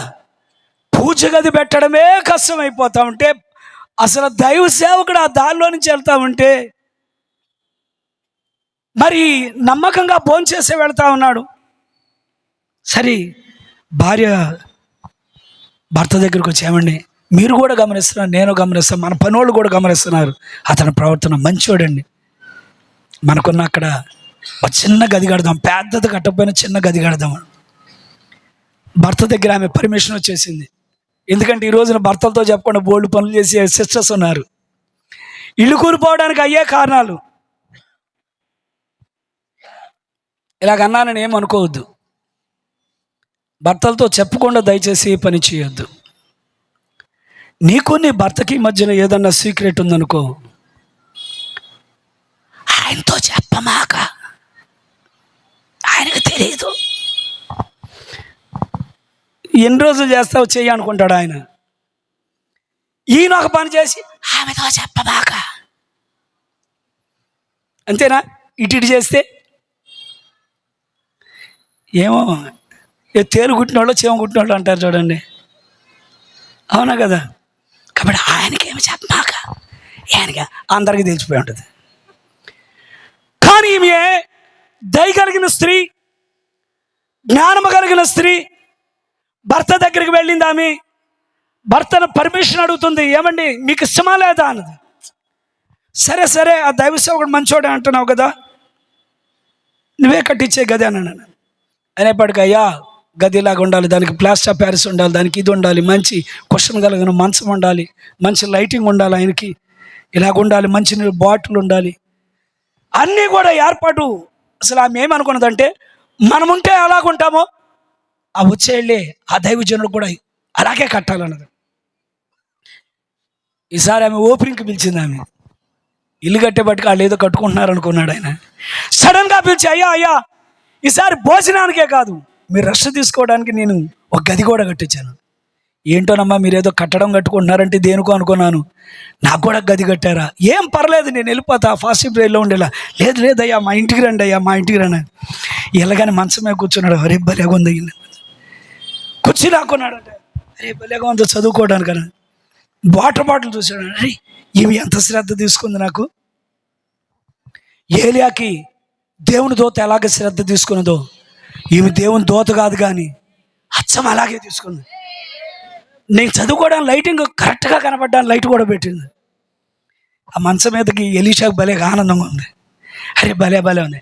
గ్యాసే ఇన్ని చేసిన ఆమెకి మన ఊరికి తినేసి ఇక్కడ విశ్రాంతి పొందితే ఏమి బాగుంటుంది. ఆమెకి ఏమన్నా కావాలా అడిగిరాను అంటే దేన్ని బట్టి ఆమెకి ఇవ్వబడుతుంది? దేన్ని బట్టి? ఇక్కడ ఉన్నది ఎలీషా కాదు, వెనక దేవుడు. నువ్వు ఎప్పుడైతే సేవకుని గౌరవిస్తావో నీ అవసరతను దేవుడు చూస్తాడు. నీకు ఎప్పుడైతే సేవకుడు అంటే గౌరవం ఉండదో నీ బతుకు కూడా గౌరవం లేనట్టే ఉంటుంది. ఇలాగన్నానని ఏమనుకోవద్దు. కనుక ఈమె అన్నీ సిద్ధపరిచేపటికి ఉపయోగిద్దాం. అమ్మ నీకేమన్నా రాజుగారి కోటలో ఎవరన్నా మంత్రి గారు కానీ వాళ్ళు కానీ ఏమన్నా కావాలా అని అన్నాడు. మనకు తెలిసిన వాళ్ళు ఉన్నారు అన్నాడు. ఆమన్నది నెంబర్ 1 బిలీవర్ లాగా, ఏమొద్దండి ఏమన్నా కూడా దేవుడు అన్నీ ఇచ్చాడు అన్నది. అదే మనమైతేనా, అరే రాజుగారి కోటలో ఈయన తెలిసిన వాళ్ళు ఉన్నారంట, ఎప్పుడు ఆరాధన నుంచి బయటకు వస్తాడు ఈయన పట్టుకోవాలి, 4 పనులు ఈయన దగ్గర అవ్వాలని. ఎవరు తెలుసు నీకు? ఎమ్మెల్యే తెలుసా, ఎంపీ తెలుసా, కార్పొరేటర్ తెలుసా, వాళ్ళు తెలుసా, వీళ్ళు తెలుసా, ఎవరు తెలుసు? నాకు కొన్ని పనులు కావాలి. నీ బతుకులో నువ్వు సరైన విశ్వాసం కాదు, నేను ధైర్యంగా చెప్పగలను. మనిషి మీద ఆధారపడే వ్యక్తి ఎన్నడూ నీ జీవితంలో నువ్వు సరైన విశ్వాసం కాదు. నువ్వు చెప్పుకోవచ్చు, నీ పక్కన వాళ్ళు చెప్పవచ్చు, నేను నమ్మను నిన్ను. కానీ ఎంత చక్కని సాక్ష్యం, అయ్యా నాకేం అక్కర్లేదు, నేను కట్టించిన ఇంటిని బట్టి నువ్వు దైవ సేవకుడు అని నేను గౌరవించి నిన్ను చేర్చుకోవడమే కాదు, ఎవరైతే నా నామం పేరిట గిన్నెడు చన్నీళ్ళు ఇస్తారో వాళ్ళు నన్నే చేర్చుకుంటున్నారు. ఆమేన్. ఆయనకి ఎలీషాకు చాలా బాధగా ఉంది. ఒట్టిగా తిని వెళ్ళి ఈ ఇంటిని నేను దీవించబోతే ఎలాగా, నేను ఏదో ఒక విధంగా ఆశీర్వదించాలి ఒకటే ఆలోచనతో ఉన్నాడు. మళ్ళా వెళ్ళిపోయాడు. మళ్ళా దారిలోనికి రాగానే అరే ఇప్పుడు మళ్ళా నన్ను భోజనాన్ని పిలుస్తాము, మళ్ళా నాకు భోజనం అని అవి ఆమె ఏర్పాటు చేస్తుంది. ఆమె చాలా ఇదిగా ఉంటుంది. నేను ఒట్టిగా ఏం తినను, ఏదో ఒకటి ఆశీర్వదించబడాలి. మళ్ళా వెళ్ళి మంచం మీద కూర్చున్నాను. గాజీ వెళ్ళి ఆమెను పిలుచురాను. అసలు ఇంకొక ఆమె అయితే ఎలీషా మంచం వేసి ఏం సేవకుడా ఏంటయ్యా పిలిచామంట, అంటే ఉన్న డబ్బుకి అలాగా మీరు బైబిల్లో చదవచ్చు. ఇలా కూర్చొని ఎలీషా గారు ఏంటండి పిలిచారంట కదా, ఏమండి నేను వస్తున్నా అలాగండి, ఏం కావాలి మీకు, ఎంత గర్వంగా మాట్లాడేది. కానీ ఆమె ఎంత మర్యాదస్తురాలంటే లోపల ఈయనుంటే ఆ గదికి పక్కనే ఉండి, నా ఏలిన వాడా నాకేమొద్దు, ఎంత మర్యాద కలిగిన ఆమె. గ్యాజీ నీకేమైనా తెలుసా ఫ్యామిలీ మ్యాటర్స్ అని? అన్నీ తెలియదు కానీ ఒకటి మాత్రం తెలుసండి, వాళ్ళ సంతానం కోసం ఎదురు చూస్తున్నారు కాబట్టి ఆయనేమో కొంచెం పెద్ద ఆయనగా ఉంటాడు. ఆయన అమ్మా డ్రాన్, ప్రభు నిన్ను దర్శిస్తున్నాడు, దేవుడు నీకు గర్భఫలం వేస్తున్నాడు, నీ ఒళ్ళో నేను గర్భఫలాన్ని చూస్తానన్నాడు. నా ఏళ్ళు వాడా ఆ మాట అన్నది. ఈ గర్భఫలం ఇవ్వడానికి కారణం ఏంటి నాకు చెప్పండి.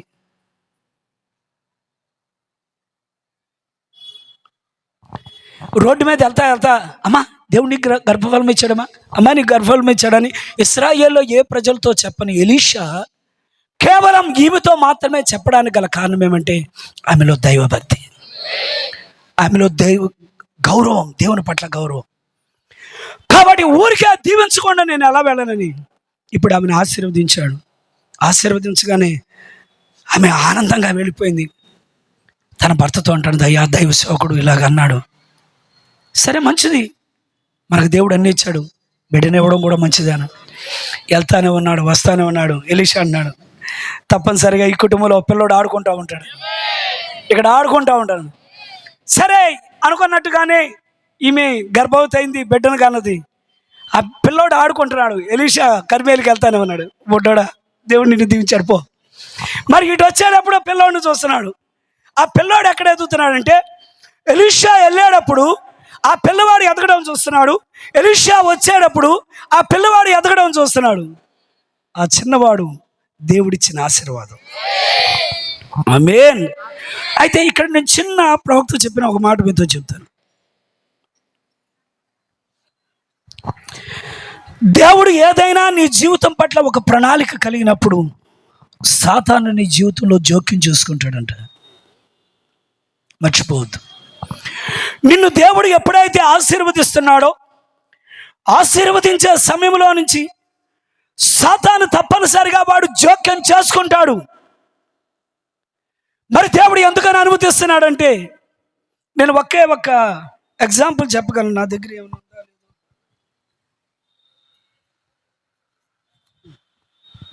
సరే ఎంటీ పేపర్ ఏముందని సేవకులకు ఎప్పుడన్నా కానుక ఇవ్వడం కోసం అట్లా పెట్టాను.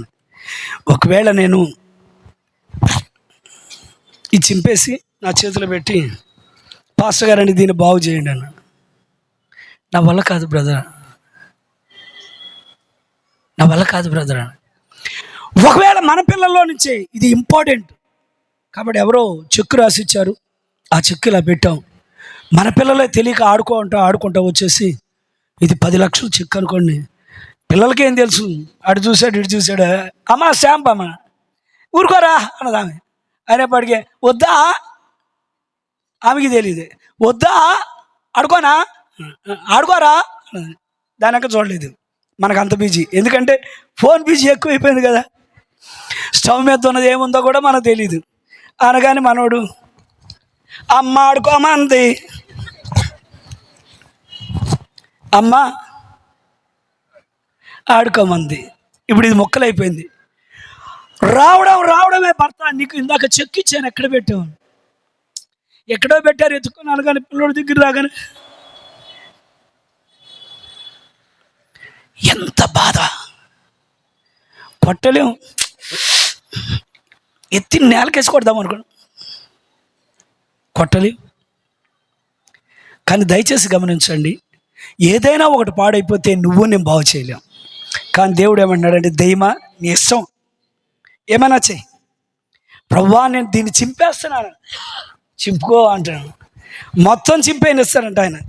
నీ జీవితంలో ఏం జరగాలో అది జరగనిచ్చి అయిపోయింది దాని, ఇది శ్రమపడి అంటాను ఆయన. మళ్ళా ఆదిలో ఎలాగున్నదో అలాగే కలుగును కాక మొత్తం మంచి పేపర్లాగా అయిపోయింది.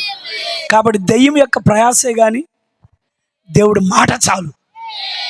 అందుకని ఇచ్చిన ఆశీర్వాదాన్ని సతానా నువ్వేం చేయాలనుకుంటున్నావు ఆ పిల్లవాడి విషయంలో నువ్వు చేసుకోను అనేప్పటికీ ఈ పిల్లవాడిని బట్టి ఆ తండ్రి ఆనందపడుతున్నాడు. ఏదేమైనా దైవజనుడు మేము చేర్చుకోవడం వల్ల చక్కని పిల్లవాడు పుట్టాడండి అని వాడు చాలా ఆనందంగా ఉన్నారు.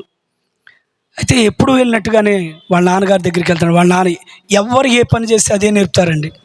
వాళ్ళ నాన్న అంటున్నాడు, పిల్లోడా ఇదిగో చూడు, ఇదంతా మన పొలం, ఇలా చేయించాలి, అగో ఆయన ఈయన అనగానే సడన్గా నాకు అయ్యా నాయనా నాకు తలకాయ నొప్పిగా ఉందాడు.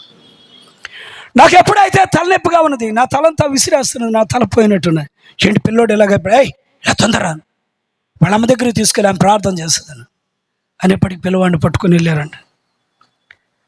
ఆమె పిల్లవాడిని పట్టుకొని తొడ మీద పడుకోబెట్టుకున్న, ప్రభువా నేనేం తప్పు చేశా ప్రభువా? ప్రవక్త అంటున్నాడు చాలా వివరంగా. ఆమె కాలు పెట్టుకొని, ఈ బిడ్డను పొందడానికి నేను చేసింది ఏమంటే, నేను ఏదైతే దేవుడి పట్ల మర్యాదను చూపించానో దేవుడు నాకు బిడ్డనిచ్చాడు. కానీ ఈ బిడ్డ మీద దెయ్యం దాడి చేయడానికి నేనే పొరపాటు చేశా, నేనే తప్పిదం చేశాను అనుకుంటానే ఉన్నది. ఒక్కసారిగా బిడ్డ అలాగా కళ్ళు తిరిగేలా పడిపోయాడు. అయ్యో నా వల్ల ఏమైనా తెలియకుండా జరిగిందా? నా భర్త వల్ల అది ఏమైనా తెలియకుండా జరిగిందా? ఎవరి వల్ల ఏం జరిగిందని ఏది ఏమైనా సరే నేను దైవ సేవకుడు ఎక్కడైతే నేను గది కట్టించానో ఆ గదిలోనే పెడతాను, తెలియకుండానే చేస్తుందంటాను. వెళ్ళడం పిల్లవాడిని ఎత్తుకున్నదంట.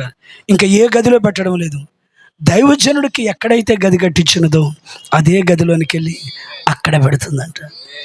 అది సరైన స్థలం, అది సరైన స్థలం. ఆమేన్.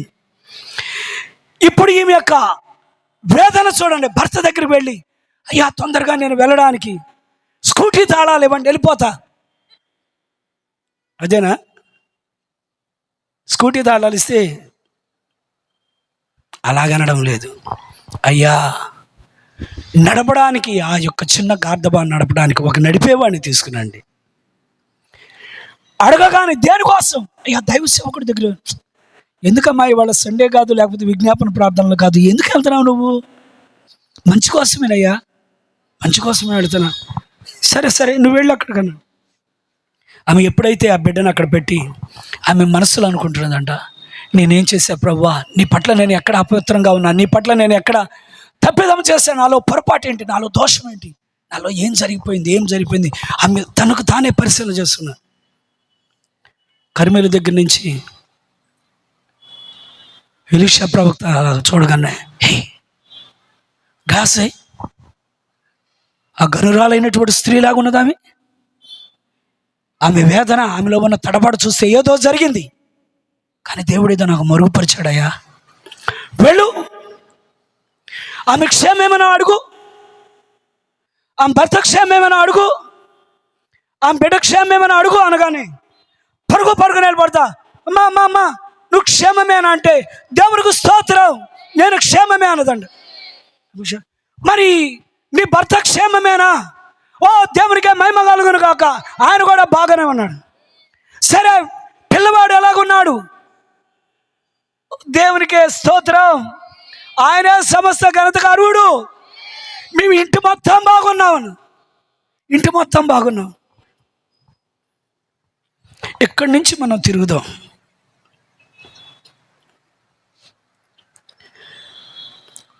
రావడమే ప్రశ్న అడుగుతున్నదండి, నాలో దోషం ఏంటి? నీ నోటితో నువ్వు పలికావు నాకు దేవుడు బిడ్డనిస్తున్నాడని, కానీ నా వల్ల ఏం దోషం జరిగి నా ఇంట్లో నా బిడ్డలాగా చనిపోయాడు? ఆ బిడ్డకు అలా జరగడానికి గల కారణం ఏంటి? ఏమీ మాట్లాడడం లేదు. సరే ఏం చేయాలో తెలియక గాజే త్వరితంగా దీన్ని పట్టుకొని వెళ్ళి ఆ బిడ్డ మీద పెట్టాను. ప్రవక్త తాకింది ప్రతిదీ ఆశీర్వాదమేనా? ఆమేన్. గాసి పెడతామన్నాడు.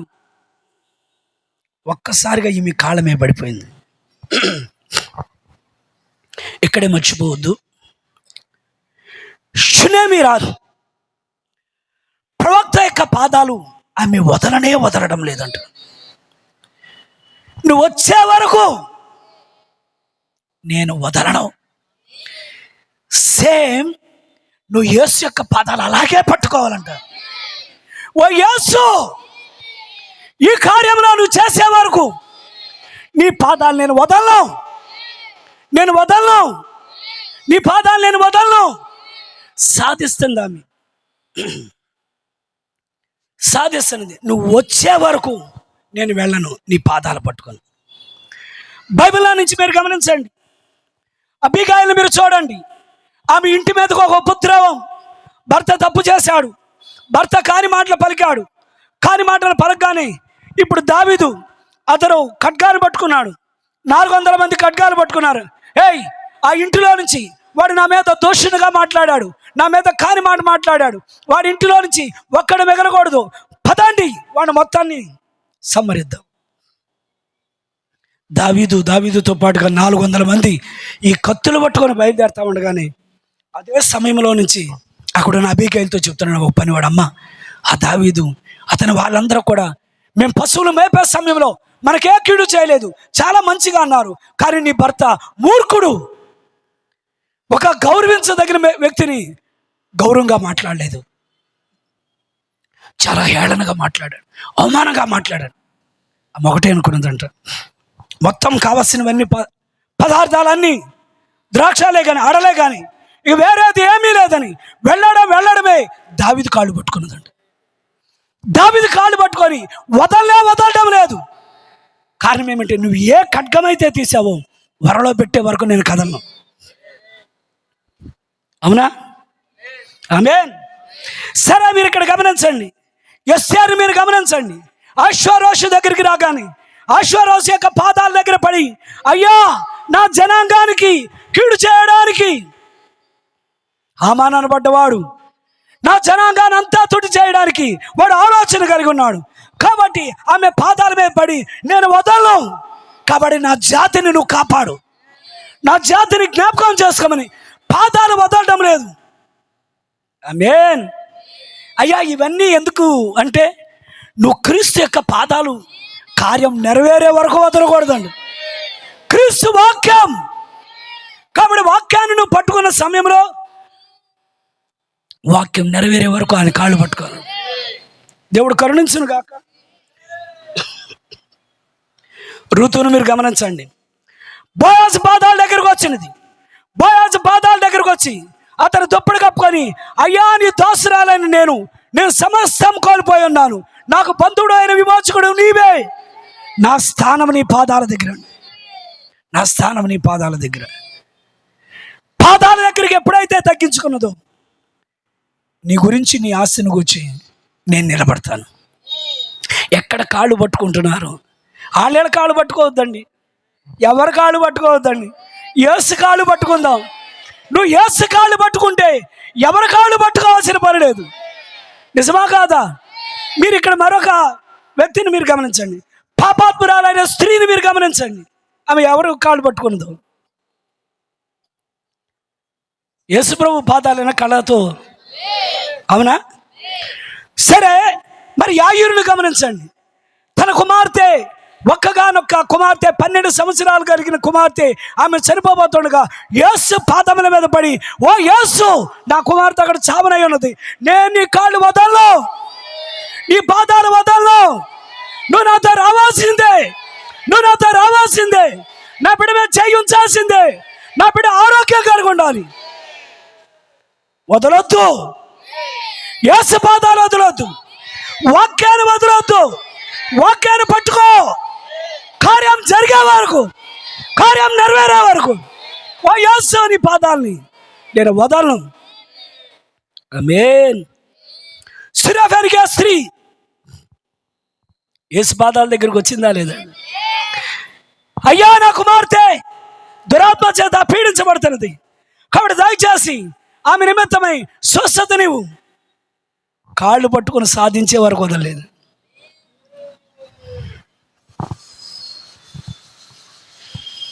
నేను చాలా కలిగి ఉన్నాను గాడ్స్ ప్లాన్. నీ జీవితంలో కొన్ని కార్యాలను జరపడానికి సాతాను తలదూరుస్తూ ఉంటాడంట. ఎప్పుడైతే సాతాను తల దూరుస్తూ ఉంటాడో అప్పుడు నీవు ఒక పని చేయాలంట, యేసు కాళ్ళు మాత్రం వదిలేదు. ఆమేన్. ఇప్పుడు నేను ప్రవక్తల కాళ్ళు పట్టుకోమని అంటం లేదు, దైవ సేవకుల కాళ్ళు పట్టుకోమంటం లేదు, ఎవరో నాయకుల కాళ్ళు పట్టుకోమంటం లేదు. నువ్వు యేసు కాళ్ళు పట్టుకో, వాక్యం పట్టుకో.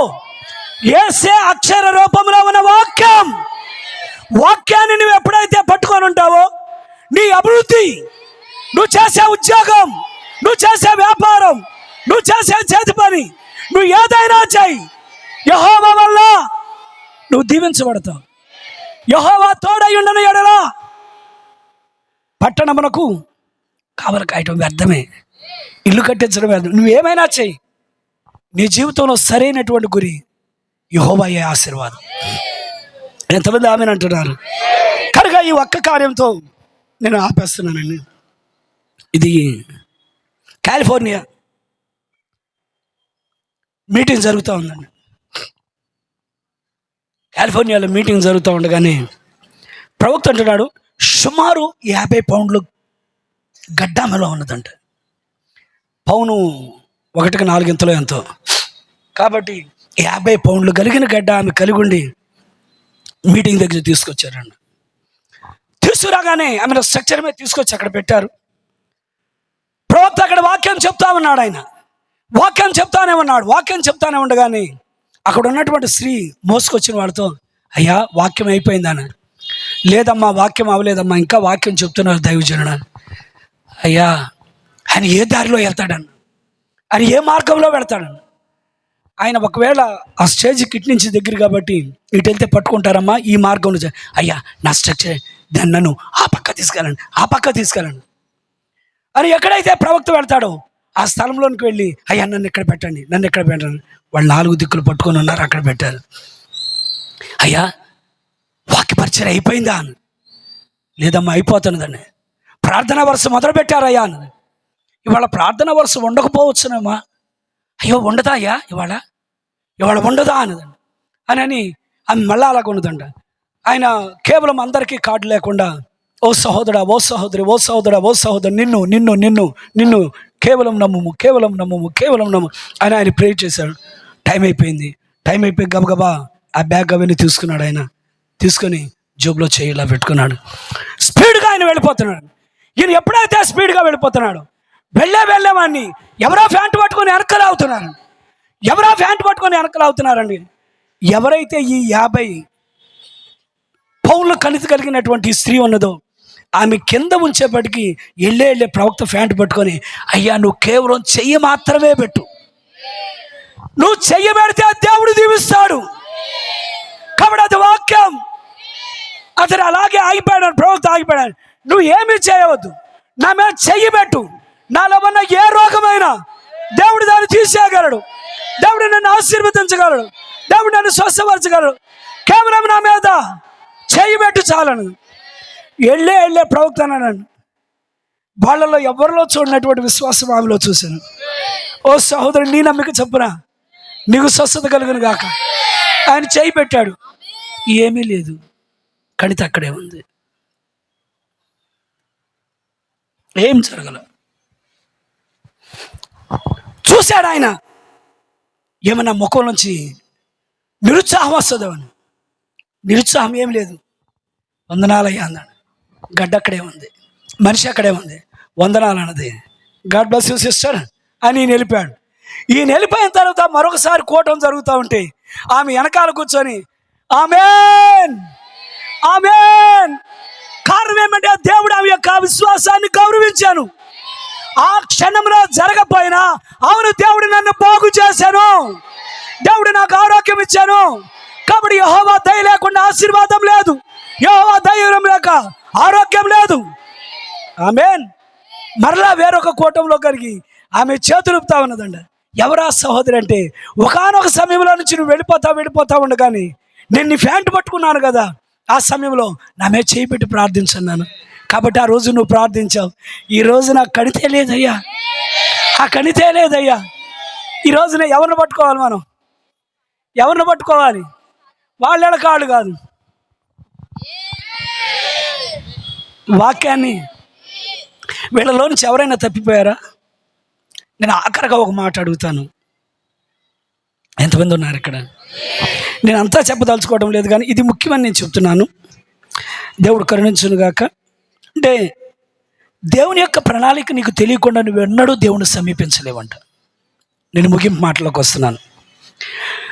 ప్రణాళిక నీకు ఎప్పుడైతే తెలుస్తుందో నువ్వు కృపా సింహాసనం యొద్దకు నడిచి వెళ్ళగలవంట. దేవుని యొక్క ప్రణాళిక ఈ బైబిలే. మీకు ఎప్పుడైతే దేవుని యొక్క ప్రణాళిక నీకు తెలియదో మీరు సులువుగా సాతాను చేతిలో తల్లడిల్లిపోతారంట. నువ్వు తొందరగా పడిపోతావంట. నీకు దేవుని యొక్క ప్రణాళిక తెలియాలి. నీకు ఆ ప్రణాళిక తెలిసినప్పుడే దేవుడు కార్యం చేయడం మొదలు పెడతారు.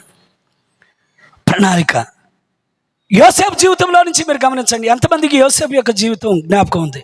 నేను స్టోరీ మొత్తం చెప్పడం లేదండి, జస్ట్ యోసేపు తన తండ్రి ఇంట్లో ఎన్ని రోజులు ఉన్నాడండి? 8 సంవత్సరాల వరకు. యోసేపు తన జీవితంలో నుంచి 17 సంవత్సరాలు ఉన్నాడు.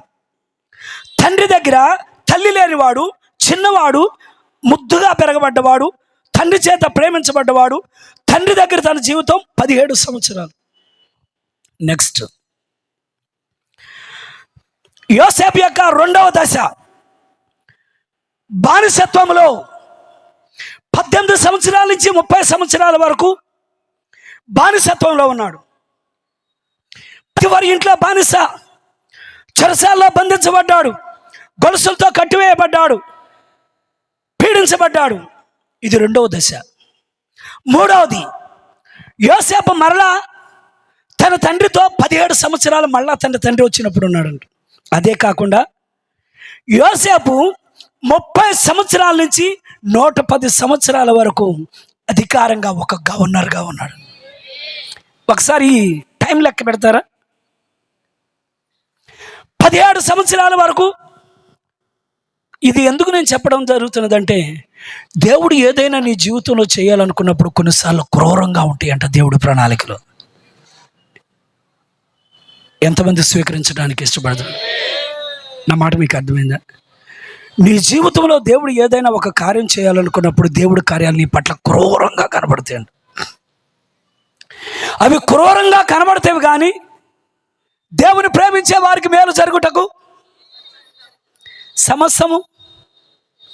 కనుక మీరే గమనించండి, యాకోబు దగ్గర యోసేపు పెరిగినది 17 సంవత్సరాల వరకు అల్లారు ముద్దుగా పెరిగాడు, చాలా చక్కగా ఎదిగాడు. ఇప్పుడు దేవుడు ఏమనుకున్నారంటే అతని గవర్నర్ చేయాలి. కనుకనే ఇప్పుడు తండ్రి దగ్గర నుంచి అతన్ని తీసివేయగానే 18 నుంచి 30 సంవత్సరాలు వచ్చే వరకు అతను బానిసత్వంలో ఉన్నాడు. ఎంత కొంచెం లెక్కలు తెలిసినోడు చెప్పండి. 18 నుంచి 30 సంవత్సరాలు 12 అంతేనా? 17 వరకు తండ్రి దగ్గర ఉన్నాడు. తర్వాత నుంచి 30 ఏళ్ళు వచ్చే వరకు అతను చెరలో ఉన్నాడు. 30 ఏళ్ళ నుంచి ఇప్పుడు అతను 110 సంవత్సరాలు వచ్చే వరకు, అంటే ఇక్కడ మొదటి దశలో 17 సంవత్సరాలు తండ్రితో ఉన్నాడు, 13 సంవత్సరాలు బానిసత్వంలో ఉన్నాడు, 80 సంవత్సరాలు సుఖంగా ఉన్నాడు. మీకేం కావాలి అమ్మా? 80 ఎక్కువ 13 ఎక్కువ? 80 ఎక్కువ 13 ఎక్కువ? 80 ఎక్కువ. ముందు కష్టపడ్డా తర్వాత సుఖపడదామని ఎంతమంది అనుకుంటున్నారు? అవునా? ముందు కష్టపడ్డా తర్వాత సుఖపడదామని ఎవరు అనుకుంటున్నారు? కారణం ఏమంటే నువ్వు సుఖపడాలంటే ముందు కష్టపడాలి. అవునా? అందుకని ప్రవక్త ఇక్కడ ఏమంటారంటే గమనించండి, యోసేపు తన తండ్రి యొక్క ఇంటిలో నమ్మకమైన వాడు, మిగతా అన్నలు మాత్రం నమ్మకస్తులు కారు. అన్నలు నమ్మకస్తులు కారు. వాళ్ళు గొర్రెలు సరిగా కాయడం లేదు, ఏదైనా పశువు తినేసిన దాన్ని కూడా పట్టించుకోవడం లేదు. సొంత ఇంటిలో అన్నలే అపనమ్మకస్తులు, కానీ యోసేపు నమ్మకస్తుడు.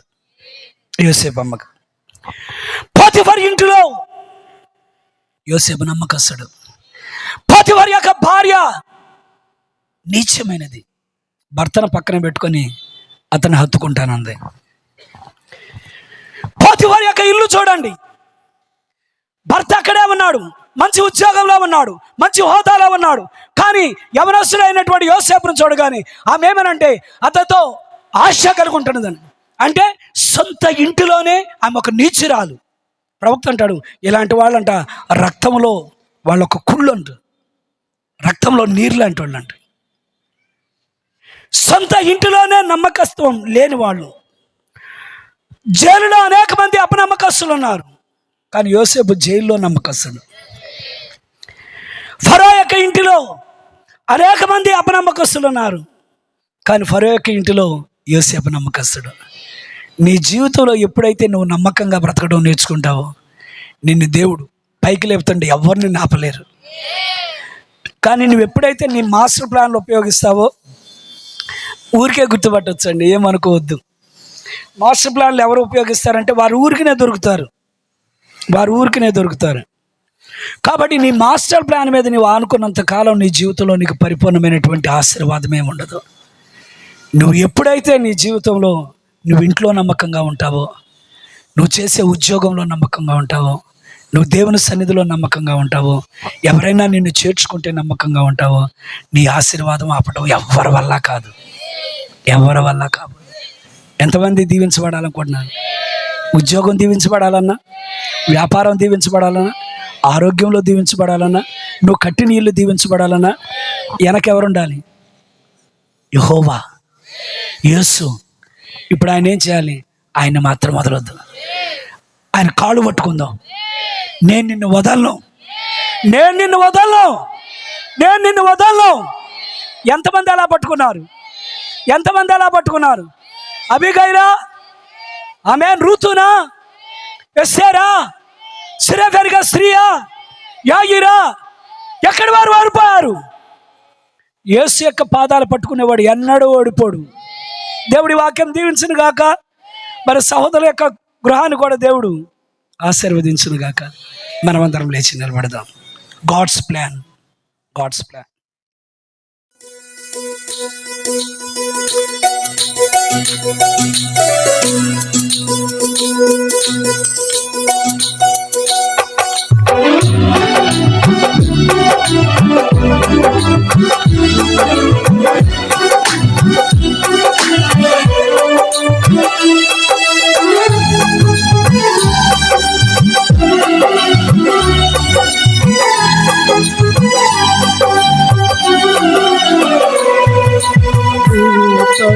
గీతము నీ పాడేదా మనోహరుడా యేసయ్యా, నీవు చూపిన ప్రేమను నీ మరువను, ఏ స్థితిలోనైనను.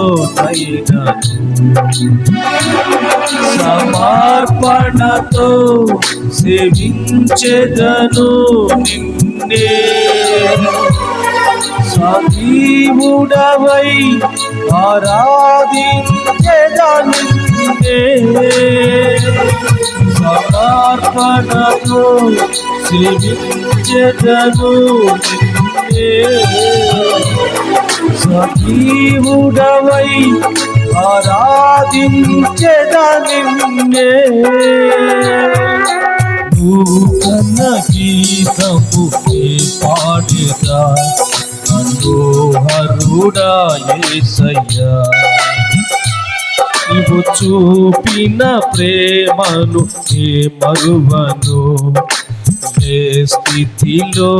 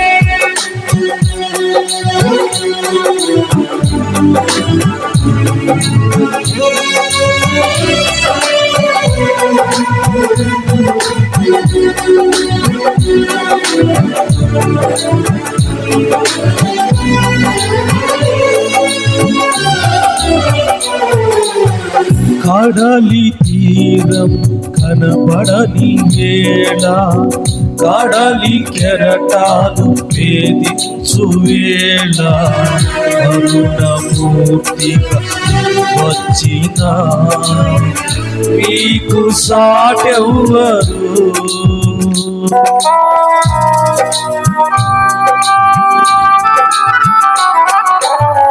కడలి తీరం కనబడని వేళ కడలి కెరటాలు వేధించు వేళ కరుణమూర్తిగా వచ్చిన నీకు సాటెవ్వరు.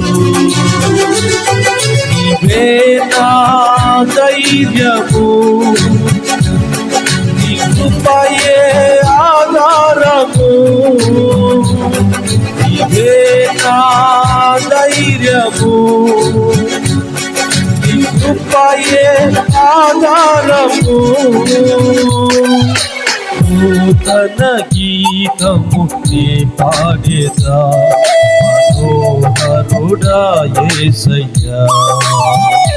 నీవు చూపిన ప్రేమను నే మరువను, ఏ స్థితిలో అయినను. సమర్పణతో సేవించెదను నిన్నే, సజీవుడవై ఆరాధించెద నిన్నే. సమర్పణతో సేవించెదను నిన్నే, సజీవుడవై ఆరాధించెద నిన్నే. నూతన గీతము నీ పాడేదా మనోహరుడా యేసయ్యా.